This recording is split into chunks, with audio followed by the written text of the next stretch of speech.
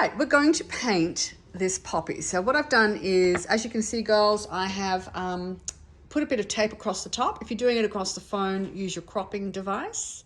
Do you want me to show that? No, you already know how to do it. So you just go and press the edit button, the croppers, and what we're doing is we're using the whole width, the whole depth of the photo, but we just lost some off the top. So it just stops your eye going back to look for it all the time. And you're not thinking that you're going to get the pink in that's up there or that hot yellow. So it just gives you a realistic idea. So it's always a good idea to do that. I've prepared some greens, which has got Payne's Grey, it's got a sap green, a Reeves medium green, a lime green, an emerald green, and a monastral green, that nice bright green. Now, I'm using student quality paints because if we're using rollers, which is where we're going to go next, we're not doing an underpainting, which is different. Usually if we were doing Blooms painting 1, we would do an underpainting because that would be more detailed work. This is a large, slightly abstracted kind of look, so we can afford to let go of some detail, but we do want to create and maintain depth. So I haven't actually drawn in this part, but I'm going to assume that it's down there. Yes, I think that those greens come out to about here. So I'm going to start with a bit of, I'm not going to use medium because it's going to thin the paint too much. Now, this is something I had fun with doing murals recently. I had to get something up and running overnight, so I thought rollers is the only way I'm going to achieve it, and it was so much fun because you're working with blown up shapes, so it works with big simple shapes. If you have like 30 petals in there, it's going to be a nightmare. So don't bother trying to do this technique for that. So what I'm going to do is I can see it's dark under here, and actually I've missed a little petal there, so I'm going to allow for that. I'm just going to go straight in and put some dark. There is a little dark band if you have a look at your thing. Now I'm going to pick up some green, and I want it to be dark, but I don't want it to be as dark. Now you can, if you can't quite reach your canvas, just pick it up and move it out. We really only need, oh God. No, don't worry about it, don't worry. We only need the 2 canvases up for the drawing, and we probably don't really need it so much. So you can pick them up one at a time and work them at this stage. It's only when we're going across the 2 canvases that you kind of need to do them together. So I'm not using any medium. Now that's where my stalks are going to be going, and I wanted a dark base to work into. I'm not going to make it all perfect, but just make sure there's good coverage. So even if I didn't get back to it, it looks pretty good. So I'm going to try something for fun. What happens if I use a bit of the bright green just on the edge? Oh, I have to put a bit more. If I only put it on one bit, it's not going to roll around and come around every time the wheel comes around. That might do it, I might not have to work that hard. So start working smart really this way. There's not a lot of other green in here. I can work with that, can't I? It's not too bad. Let's have a look. We are letting go a bit. I'm not going to get fussy with a paintbrush at this stage. I can always finesse that later. Now in the centers, it gets very dark.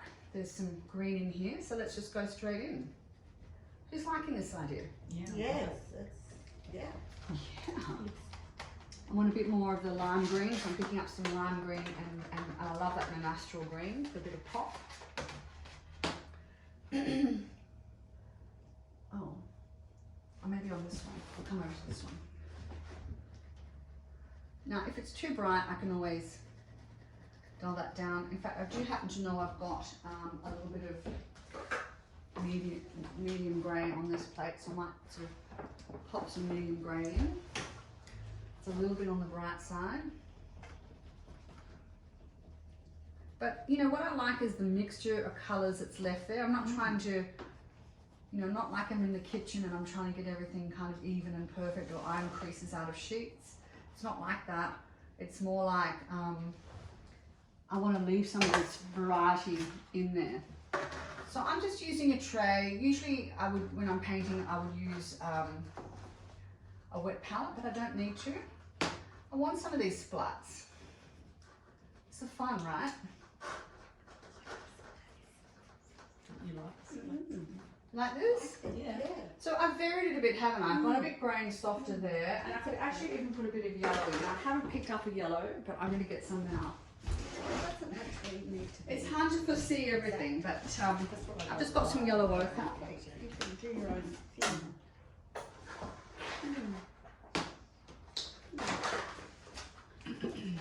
And as you can see, I'm not being too precious. So what you have to have is faith in what your overall vision is going to be. And that's kind of nice to be led on your first one. So just put a bit of yellow in there too, that yellow ochre.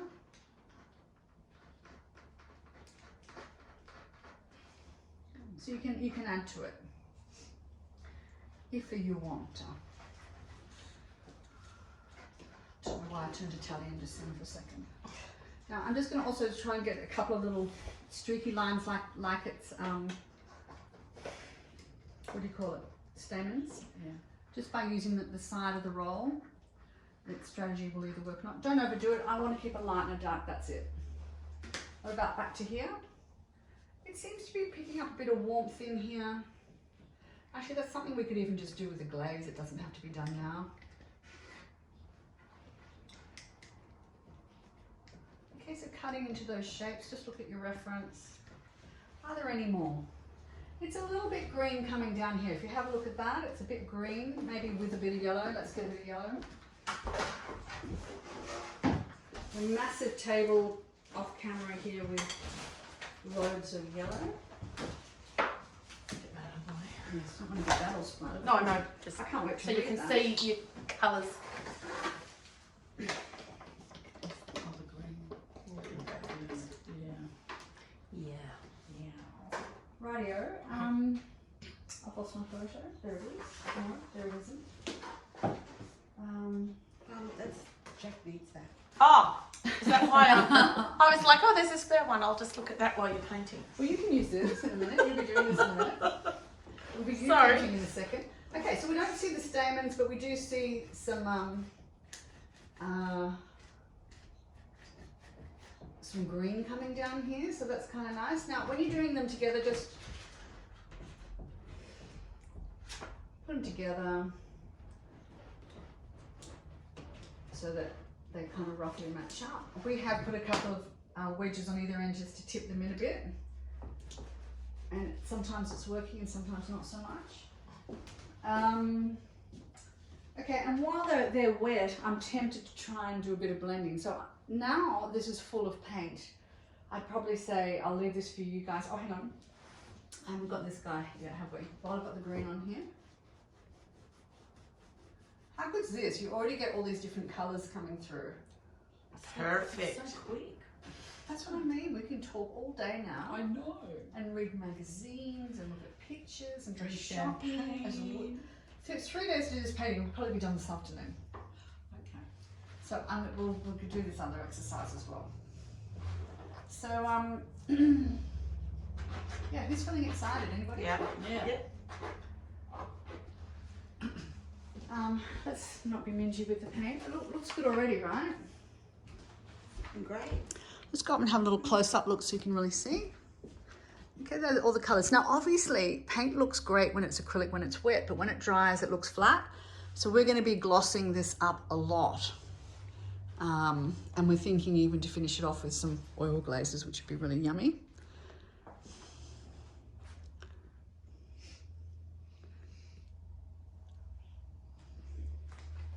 Okay, want a bit of a highlight, and I quite like that blue-greeny look. So let's get a bit of this emerald green and lime in there. Bit of a highlight. And I'm just going to use a side if I want that line to narrow off. Now, this is not to say I'm not going to pick up a paintbrush, but it's a great way to get broad brush strokes in.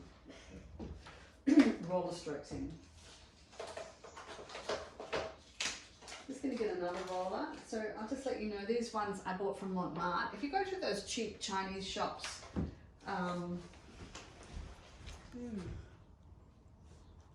they often have them, and they come even with a tray, sometimes like this, and with a big and a small one. You do need the smaller ones as well. So don't forget to dampen it, squeeze it out. I'm just going to get one going for the dark. I should have probably done this dark bit before. So at this scale, it's not hard to kind of control your shapes a bit. Oh, well, I've got a bit of water on there, but actually I don't mind that. So that's also a cool look, isn't it? Where I think, and there's a little bit darker down here using the Payne's grey to give a bit of emphasis. Oh, I don't seem to be able to roll straight. Okay, and that'll do for the minute on that. You can leave them out of water for a little while.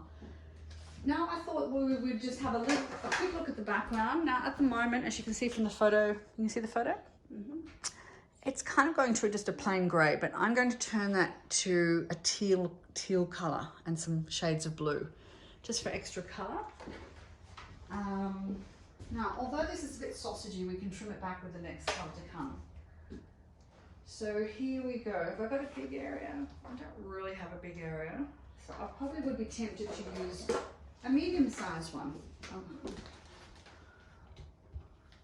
And these wash out really well. You can just keep reusing them. I mean, if you leave them overnight, they might have trouble if you didn't wash them out, but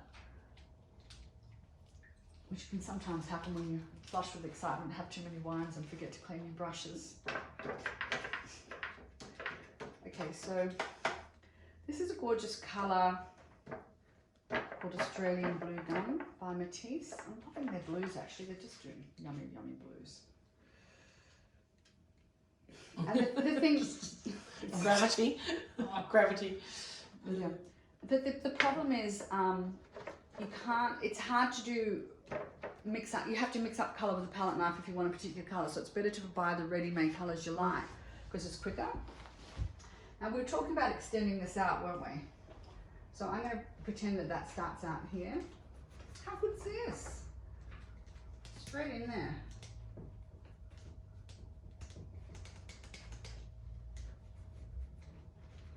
And let's take on a bit of something darker as well. Don't want it all the same weight. I think I'll get something even darker again. Okay, I'm going to add some Reeves Deep Turquoise. I'm adding Reeves Deep Turquoise if you want to add that to your notes.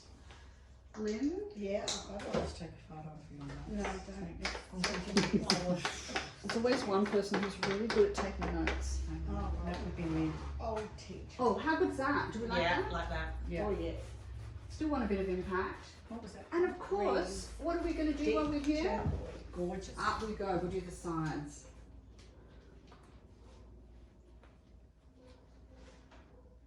Now I'm not going to probably keep it that intensity everywhere.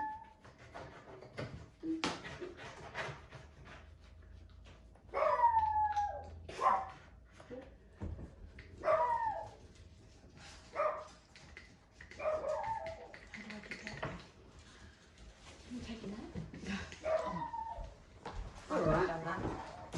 I guess you got it. So I'm going to pretend that that edge comes out there. I like it with all the, yeah.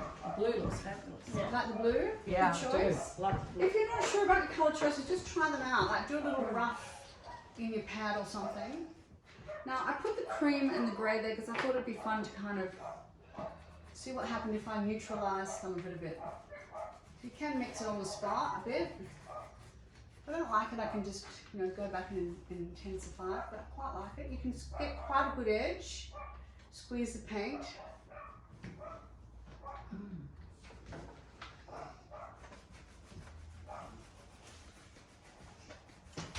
It's not to say we're not going to pick up a paintbrush, we will. But this is a great way to block it in. This is like your underpainting. Just keep an eye on what's going on with the paint, see if it drops off, just grab it off the ground. Okay. And then over here. Okay, that's that one. That has a bit of red there. Okay, so there's a, goes here. Now, if we find it's too intensely blue later, we can always knock it back, but we're not going to know until we get the whole lot in, so no need to judge it or over worry it. That's just the way the paints came out of the brush, but it's interesting, isn't it? Yeah. So no need to change. a little bit up here coming down.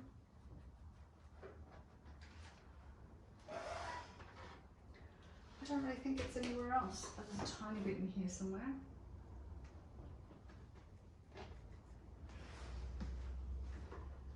And to the side of this.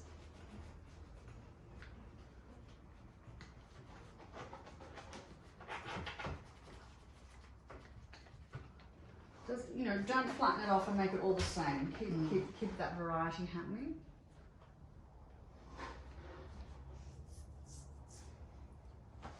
And that's about, away. That's, rollers. That's pretty much it, guys. It's your turn to do it too now. Now, if like me, you're having trouble getting the paint, just lift it up and just get that paint on at the bottom there.